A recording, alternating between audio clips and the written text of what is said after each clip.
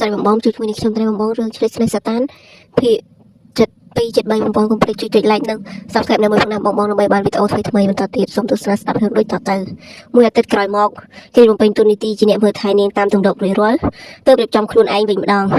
នាងឥតដៅយកដៃត្រពុះសំដៅទៅរកប្តីអូនចង់ក្រវ៉ាត់កោឲ្យបងនាងនិយាយគេមិនប្រកែកបន្ទន់ជង្គង់ចុះឲ្យមិនឲ្យនាងពិបាកមានការអីប្រាប់មេផ្ទះឬអ្នកបម្រើក៏បានបងមានការងារមិនច្បាស់ថាថ្ងៃនេះអាចត្រឡប់មកវិញឬអត់ទេមិនអីទេបងបំពេញការងារបងឲ្យល្អចុះអូនអាចមើលថែខ្លួនឯងបានអូនកុំសើអង្គុយបាត់ខោអាវកូនពេកអង្គុយយូរមិនល្អដល់អូនទេអូនគិតថាបងធ្វើជាគ្រូពេទ្យទើបសំជាងនាងនិយាយដាក់ប្តីគ្រីញញឹមស្រាលស្រាលចាប់ដៃនាងមកថើបជាគ្រូពេទ្យរបស់អូនតែម្នាក់ទេចាស់លោកគ្រូពេទ្យនាងញញឹមយ៉ាងគួរឲ្យស្រឡាញ់បងទៅហើយមើលថែខ្លួនផងគេអោនថាផ្ងាស់នាងមួយខ្សើតផ្ដាំនាងញញឹមចំតាថាធ្វើគេវិញអូនដឹងហើយប្តីសម្លាញ់នាងញញឹមផ្អែមរាយអន្ទាក់ដាក់គេទាំងមិនដឹងខ្លួនធ្វើអីប្តីនាងមិនចង់ទៅសោះទើបក្រសប់ចង្កេះប្រពន្ធថ្នាំមិនហ៊ានរឹតតឹងមិនទៅធ្វើការទេនៅអបអូនដល់ណានេះអស់សំណើចសួរគេប្រពន្ធសំដីផ្អែមហើយពូកែយកចិត្តទៀតប្តីណាឲ្យចិត្តទៅចោលគេងក់ងដាក់ចង្ការលើស្មានាងបើបងមិនទៅចាំអូនអ្នកទៅធ្វើការជំនួសបងក៏បានបើអញ្ចឹងមែនល្អណាស់អូនជាអ្នកធ្វើការបងជាអ្នកធ្វើអូនបងក្រែងសំដីគេពិបាកស្ដាប់ទើបនាងក្រហមគក់ទ្រូងគេមួយដៃបងឈប់ញ៉ាំហើយបងទៅធ្វើការវិញគេអស់សំណើចវែកសក់នាងសៀតនឹងត្រចៀកទៅអោនថាប់ធ្វើនាងទាំងសងខាងទម្រាំតែដាច់ចិត្តដើរចេញពីនាងរាល់ថ្ងៃតែងតែបែកនឹងស្អិតដូចបិទការថ្ងៃណាខ្លះក៏មិនជាប់មិនទៅធ្វើការតែក៏មិនអាចទៅរហូតខ្លាចអត់លុយចិញ្ចឹមប្រពន្ធគេចេញមកខាងដល់ខាងក្រៅឈានជើងចូលអង្គុយក្នុងឡានគេវិញក៏អត់ក៏ពីខាងមុខមកសួរលោកប្រុសទៅប្រទេសចិនឬអត់ព្រោះថ្ងៃនេះជាថ្ងៃណាត់របស់គេជាមួយឪពុកក្មេកហើយត្រៀមយន្តហោះទៅយើងក៏ចង់ដឹងដូចគ្នាថាវាមានអីមកប៉ះបើឲ្យយើងគេមុខមមសម្ដីគេពិឃាតខុសឆ្ងាយដាច់ជាងពេលនៅជាបែបប្រពន្ធគេវិញងក់ក្បាលបន្តិចទៅតាមបញ្ជាមុននឹងបត់ឡានបើចេញពីភូមិគ្រឹះពេលប្តីទៅបាត់នាងតូចក៏ដើរទុកពោះចុះកម្មចិនដើរទៅខាងក្រោមអ្នកបំរើម្នាក់ក៏ទៅជួយទប់អ្នកស្រីមានការអីអាចហៅខ្ញុំបានតាមមិនក៏ចុះមកខ្លួនឯងបែបនេះបើអ្នកស្រីកាត់អីក្បាលខ្ញុំប្រកាសជាលេងនៅជាប់នឹងកហើយមិនអីទេខ្ញុំគ្រាន់តែចុះមកដើរលេងបន្តិចបន្តួចអ្នកស្រីចុះមកធ្វើចលនាខ្លះក៏ល្អព្រោះអាទិត្យក្រោយដល់ថ្ងៃសម្រាប់ហើយដែលច្រើនបែបនេះជួយឲ្យសម្រាប់បានកាន់តែងាយស្រួលអ៊ំមានផ្ទះញញឹមកាន់ទៅដោះគោមួយកែវយកមកឲ្យនាងអរគុណអ៊ំនាងញញឹមទទួលដៃពីរផឹកអស់ទើបហុចឲ្យគាត់វិញបើអ្នកស្រីចង់ដើរលេងចាំខ្ញុំកំដរអ្នកស្រីដើរក្នុងសួនច្បារតែម្ដងទៅល្អទេអ្នកបម្រើស្រីម្នាក់នោះផ្ដៅគំនិតភ្លាមចង់កិច្ចការងារមែនទេ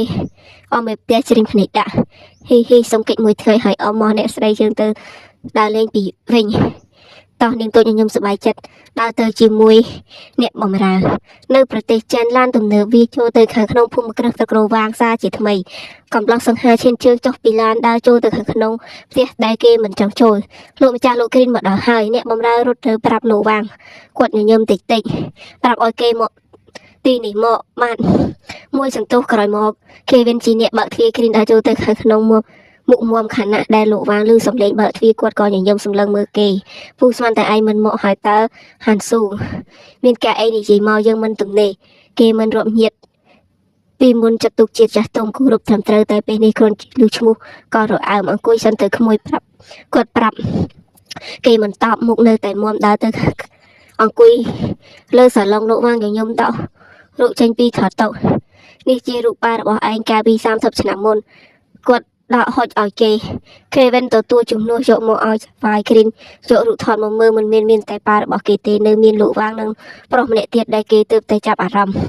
នោះគឺឪពុករបស់ជីហ្វាងតែសឹងតែភ្លេចទៅហើយថាអាចង្រៃនោះពីមុនក៏ជាមិត្តរបស់គេតែគេបំភ្លេចចោលព្រោះតែសែនស្អប់ឪពុកវាពីមុនពូនិងប៉ាឯងជាមិត្តល្អនឹងគ្នាណាស់តែដោយសារពូគិតខុសមួយពេលធ្វើឲ្យរឿងរ៉ាវខ្លះខ្លាចទៅជាបែបនេះគាត់ញញឹមជូរចាត់នឹកឃើញកំហុសឆ្នាំនោះពួកយើងត្រឹមជាអ្នកជំនួយធម្មតាគ្មានមុខគ្មានមាត់មិនសូវមានអ្នកស្គាល់ឪពុកឯងជាមនុស្សល្អស្កប់ស្កល់នៅវ័យដែលគេមានតែពូបែរជាលោកលួនធ្វើរឿងខុសច្បាប់ព្រោះចង់មានចង់បានពូខុសព្រោះតែស្ដាប់សម្ដីឪពុកជីហ្វាងគេនាំពូដើរផ្លូវខុសពូដឹងថាខុសនៅតែព្រមដើរ គាត់រៀបរាប់រហូតដល់ទឹកភ្នែកស្រក់លើថ្ពាល់ជ្រៅជ្រួញនឹកស្រមៃរឿងដែលបានកើតឡើងនៅ30ឆ្នាំមុនវាងមួយឈិនឯងមិនគួរធ្វើបែបនេះទេលោកតុងដើរមករករឿងមេទាំងគប់ឯកសារមួយច្បាប់នៅទៅលើតុប្រពន្ធគាត់ដើរចូលមកតាមក្រោយឯងមិនអោយយើងធ្វើបែបនឹងតើពេលណាទើបមានលោកវាងតឹងសរសៃដាក់វិញឯងចង់មានដល់ថ្នាក់ខ្វាក់ភ្នែកហើយឬឯងដឹងទេដាក់វាខុសច្បាប់ធ្ងន់ណាស់បើអ្នកផ្សេងដឹងឯងគិតយ៉ាងម៉េចបងតិចតិចបានហើយអ្នកផ្សេងឮមិនល្អទេលោកស្រីតុកចាប់ដៃប្តីប្រាប់ថ្នមអ្នកផ្សេងឮល្អហើយឲ្យគ្រប់គ្នាដឹងថាអាចោមសៀតកម្រិតណាលោកតុងនៅតែមិនស្ងប់ចិត្តចង់ឲ្យមេដើរផ្លូវល្អមិនមែនផ្លូវនរកបែបនេះរឿងយើងឯងក៏មកចេះដឹងលោកវាងកំហុកយើងចេះដឹងព្រោះតែឯងជាមិត្តយើងទើបយើងប្រាប់អញ្ចឹងពីថ្ងៃនេះទៅយើងមិនបាច់ធ្វើជាមិត្តនឹងគ្នាទេឯងស្ដាប់អានឹងមែនទេវាព្រមទៅជាឯងដល់ឈួតហើយមែនទេលោកតុងខឹងញ័រខ្លួនត្រើតចង់គៀងបេះដូងលោកស្រីតុងទប់ប្តីចង់ចាំបារម្ភបងមិនអីទេ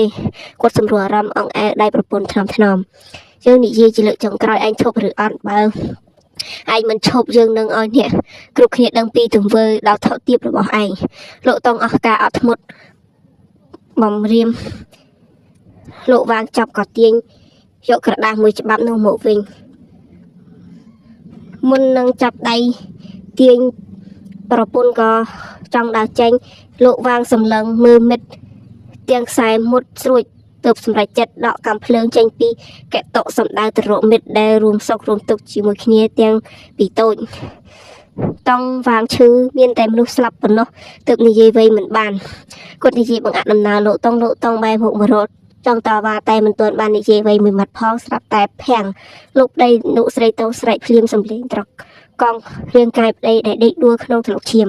ទឹកភ្នែកគាត់ច្រៅចេញមកយកដៃទប់ទ្រូងខាងឆ្វេងរបស់ប្តីដែលមានរបួសលោកតឹងសម្លឹងមុខភរិយាញញឹមយ៉ាងជូរចត់មុននឹងអស់ដង្ហើមនៅគ្រានោះទាំងដែលមិនបាន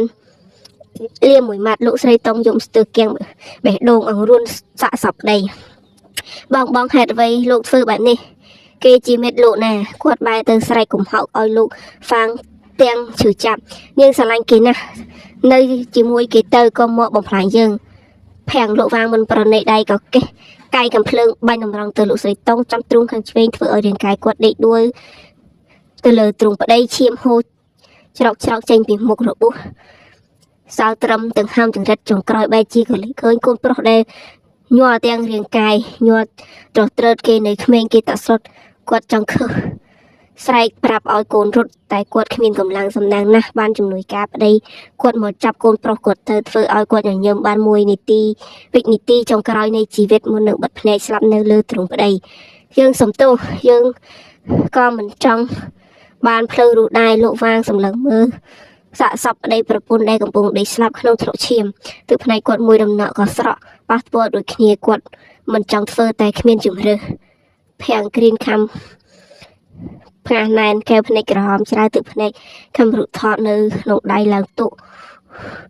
ខឹងឡើងញ័រក្បាលផ្ទះតុកមួយទំហឹងលួនលឺពេញបន្ទប់យើងមិនបានមកស្ដាប់លោករៀបរាប់ទេគេខឹងគេទ្រាំស្ដាប់មិនបានក្រកឈរចង់ដើរចេញតែលោកវាងបែរជាដកកំភ្លើងបងអាក់ដំណើរគេយើងប្រាប់ហើយថាយើងនឹងប៉ះប៉ល់គ្រប់យ៉ាងឲ្យឯងវិញគាត់ក្រកឈរនិយាយគ្រីនមិនខ្ចីបែលោកយកស្អីមកសងជីវិតអ្នកមានគុណរបស់យើងគេខឹងញ័រសាច់ខឹងដល់ច្រៅទឹកភ្នែក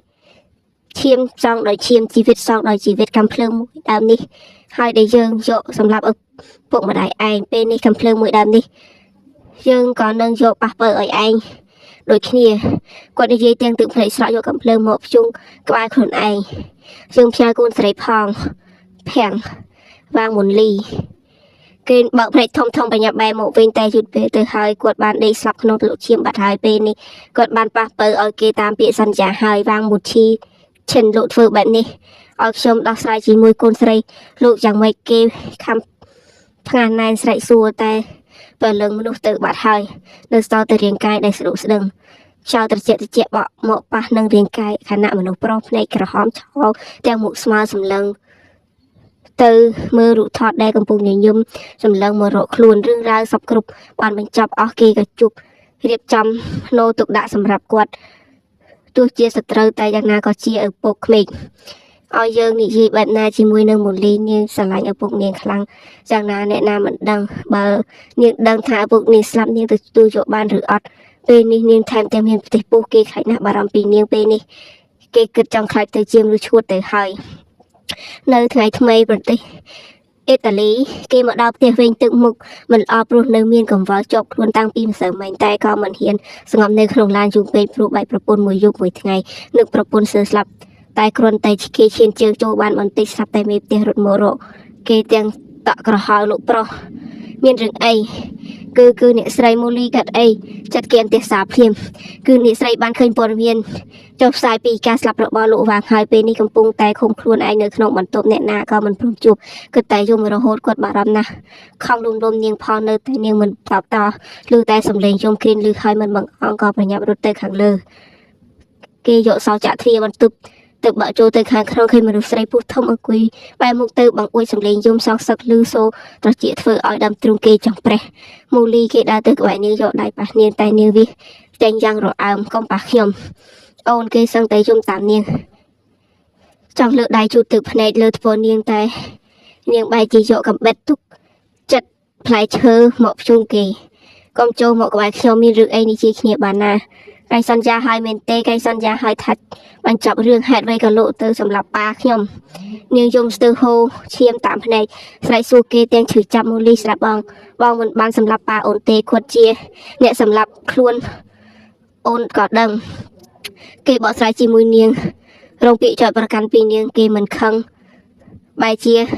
កាន់តែអាណិតឪពុកក៏ស្លាប់ចំណែកកូនស្រីឈឺចាប់សឹងតែក៏សតិអារម្មណ៍មិនពិតបើគាត់សម្រាប់ខ្លួនមិនក៏កន្សែងលោកនៅទីនោះនាងឈឺចាប់ចាំងស្ទះទ្រូងស្លាប់ស្រែកសួរគេសឹងតែបាត់សតិនាងដឹងព័ត៌មានដំបងចង់កៀងបេះដូងពេលឃើញកូនសរសៃដែលនាងប៉ះឲ្យគេផ្ទាល់ដៃជ្រុះនៅទីនោះទៀតធ្វើឲ្យនាងកាន់តែកៀងឈឺរកពាក្យវាចាលែងឃើញពេលនេះឮពាក្យស្រឡាញ់របស់គេតាមពិតទៅគេបានបោកប្រាស់នាងឲ្យពោះពុះកូនឲ្យគេចំណែកគេឆ្លៀតឱកាសសម្រាប់ឪពុកនាងចាកូនបងស្របការទស្សនាសាប់រឿងឆ្លៃឆ្លៃសតានភាគ 7 2 7 3 ព្រឹកតែប៉ុណ្ណេះបងចាគុណច្រើនស្របការទស្សនាវីដេអូរបស់នាងខ្ញុំ